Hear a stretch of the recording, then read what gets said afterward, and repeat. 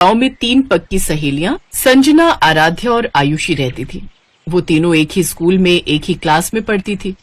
छुट्टी के बाद वो तीनों एक साथ बाहर निकली। वो देखो, हमारे बर्गर वाले चाचा आ गए। ये बिल्कुल टाइम पर आते हैं हमेशा। वो तीनों बर्गर वाले के पास चली गई। बोल संजना, क्या खाएगी तू? बर्गर, मोमोज या पानी पूरी? इतने में उसी थोड़ी दूरी पर एक दूसरी लड़की बीच में बोल पड़ी। अरे वो बेचारी क्या बताएगी, वो तो बेचारी तुम दोनों के सहारे ही चाचा के बर्गर के ठेले के पास आ जाती है। अगर तुम दोनों अमीर सहेलियां उसकी जिंदगी में ना होती तो वो आज तक बर्गर की शक्ल तक नहीं देख पाती। इतना सुनते ही आराध्या और आयुषी मुस्कुराई और उस लड़की के पास चली गई। आप दोनों मेरे पास क्यों चले आई? जाओ जाओ, अपनी गरीब सहेली को बर्गर पिज्जा खिलाओ। उसके इतना बोलते ही आराध्या और आयुषी ने उस लड़की को मारना शुरू कर दिया। उन दोनों लड़कियों को रोकते रहे, लेकिन वो लड़कियां नहीं रुकी और उसे मारती रही। तूने ही कहा था ना कि हम दोनों बहुत अमीर हैं। ये ले पैसे, अपना इलाज करा लेना। उम्मीद से ज्यादा ही पैसे हैं ये। आज के बाद हमारी सहेली के खिलाफ किसी ने जरा सा भी कुछ कहा तो उसका अंजाम इससे भी खौफनाक होगा। चल संजना, अब घर चलते हैं। वो तीनों सहेलियां वहां से चली गई। तभी चाचा ने उस लड़की से कहा, बिटिया, मुझे लगता है कि आज के बाद आप किसी भी गरीब का मजाक नहीं उड़ाओगी। तो इस तरह से उन तीनों की दोस्ती के चर्चे पूरे स्कूल में थे। संजना गरीब जरूर थी, लेकिन आयुषी और आराध्या उसे इस बात का कभी भी मलाल नहीं होने देती थी। रास्ते में, मैं कितनी खुशनसीब हूँ कि मुझे तुम दोनों जैसी सहेलियां मिली। तुम दोनों इतनी ज्यादा अमीर हो, तुम दोनों के पिताजी की खुद की कंपनियां चलती हैं, फिर भी तुम दोनों मुझसे कितना प्यार करती हो। तुम दोनों को तो किसी बड़े अमीरों वाले स्कूल में पढ़ना चाहिए। अगर आगे से खुद को गरीब कहा तो मैं तेरा भी वही हाल करूंगी जो उस लड़की का किया था। तो इस तरह से उन तीनों की दोस्ती चलती रही। दिन बीतते गए और एक दिन संजना के गांव में बहुत भयंकर बाढ़ आ गई। 2-3 दिन संजना स्कूल नहीं आई। एक रोज छुट्टी के समय, आयुषी 3 दिन हो गए संजना स्कूल नहीं आई। चल उसके गांव चलते हैं, कहीं बारिश की वजह से बुखार तो नहीं आ गया। वो दोनों पैदल संजना के गांव की तरफ निकल पड़ी। जैसे ही दोनों संजना के गांव के पास पहुंची, वैसे ही कुछ पुलिस वालों ने दोनों को रोक लिया। कहाँ जा रही हो तुम दोनों? इस गांव में मेरी सहेली रहती है। अब इस गांव में कोई नहीं रहता। 2 दिन पहले इस गांव में भयंकर बाढ़ आई थी, जिससे सारे घर बह गए। बहुत सारे लोगों की तो जानें तक चली गईं। जो बच गए वो किसी तरह अपनी जान बचाकर भाग गए। ये सुनकर आराध्या और आयुषी को झटका लगा। पता नहीं बेचारी कहाँ होगी, पता नहीं जिंदा भी होगी या नहीं। ऐसा मत बोल आयुषी, हम जल्द ही उसे ढूंढ निकालेंगे।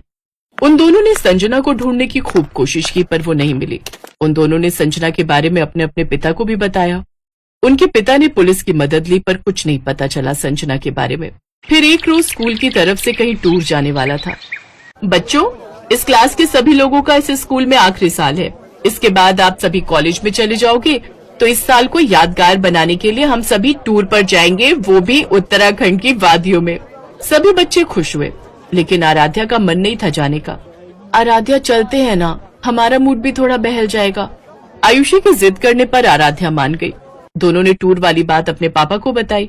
तुम लोग इतनी दूर टूर पर जाओ, मैं तुम्हें नहीं रोकूंगा, पर तुम दोनों स्कूल बस में नहीं बल्कि अपनी कार से जाओगी। पंकज हर वक्त तुम दोनों के साथ रहेगा। आयुषी, मैंने आपके डैड से भी बात कर ली है, तुम दोनों मेरी ही कार से जाओगी। ओके? Okay uncle. अगले दिन वो लोग उत्तराखंड पहुंच गए। आयुषी, उस लड़की को देख, वो जो बकरी चरा रही है, ये तो अपनी संजना जैसी लग रही है। वो दोनों उसी लड़की के पास पहुंच गई। वो कोई और नहीं, संजना ही थी। संजना ने उन दोनों को देखा, तीनों का गला भर आया। तीनों बहुत कुछ बोलना चाह रही थी, पर आवाज ही नहीं निकल रही थी। पता है, हमने तुझे कहाँ कहाँ नहीं ढूंढा, अचानक से गायब हो गई तू। सब कुछ बताऊंगी, आओ यही पास में मेरा घर है, चलोगी नहीं? क्यों नहीं चलेंगे? हाँ चल चले। तीनों कार में बैठकर संजना के घर पहुंच गए। उसका घर कुछ खास अच्छा नहीं था। संजना के माता पिता ने खिड़की से ही उस कार को बाहर देख लिया और वो डर गए। ये इतनी बड़ी कार तो हमारे घर की तरफ आ रही है, कहीं ये लोग बैंक की तरफ से तो नहीं आए हैं? इनका आना तो बनता ही है। अगर हम टाइम पर लोन जमा कर देते तो ये लोग नहीं आते। अब ये लोग हमारे घर का सारा सामान उठाकर ले जाएंगे। संजना के पिता ये सब कुछ सोच ही रहे थे कि तभी आयुषी और आराध्या उनके घर आ गई। संजना भी साथ में थी। ये सब देखकर वो दोनों हैरान हो गए। आराध्या, आयुषी बेटा, आप दोनों यहाँ इतनी दूर? चाचा, ऊपर वाले ने आखिरकार आप लोगों से मिलवा ही दिया। आप लोग तो बिना बताए गायब हो गए। पता है, पापा भी आप लोगों को खूब ढूंढते रहे, पर आप लोग मिले ही नहीं। क्या बताऊं बिटिया, उस भयंकर बाढ़ ने तो हमारे पूरे गांव को ही उजाड़ कर रख दिया। बहुत लोग मारे गए। किसी तरह अपनी जान बचाकर हम लोग भागे। महीनों लग गए रुकने का सहारा ढूंढते ढूंढते। फिर यहां उत्तराखंड में एक दोस्त ने मेरी एक पेट्रोल पंप पर नौकरी लगवा दी। फिर लोन लेकर हमने ये छोटी सी झोपड़ी बना ली है। शकुंतला, मुझे तो यकीन ही नहीं हो रहा है कि जो मैं देख रहा हूं वो सच है या कोई सपना। सही कहा आपने। ये दोनों बहुत बड़े घर की बेटियां हैं, फिर भी हमारी संजना से इन्होंने आज तक दोस्ती नहीं तोड़ी। अगर पूरा देश ऐसा ही हो जाए तो ये देश फिर से महान बन जाएगा। अम्मा, तुम तो जानती हो कि ये दोनों मेरी बचपन की सहेलियां हैं। हम तीनों को पूरा स्कूल जानता था। एक बार तो मुझे किसी ने गरीब कह दिया तो इन दोनों ने उसकी खोपड़ी फोड़ दी। तुम तीनों की दोस्ती देखकर तो मुझे अपना पुराना भारत याद आ गया। अच्छा, तुम तीनों गप्पे मारो, मैं सबके लिए चाय बनाकर लाती हूँ। अरे नहीं अम्मा, आप तो मुझे पाप चढ़ा देंगी। मैं भी चाय बनाकर लाती हूँ, तुम दोनों यहीं बैठो। अम्मा जी, आप दोनों बैठो, आज हम तीनों मिलकर चाय बनाएंगे, फिर आप बताना कि चाय कैसी है। हाँ माँ जी, हम तीनों बेटियों के होते हुए भला आप क्यों चाय बनाएंगी। तो इस तरह संजना, आयुषी और आराध्या किचन में चाय बनाने चली गई। धीरे धीरे शाम हो गई। तो ठीक है संजना, हम दोनों ने अब तुम्हारा घर तो देख ही लिया है, अब हम दोनों आते रहेंगे।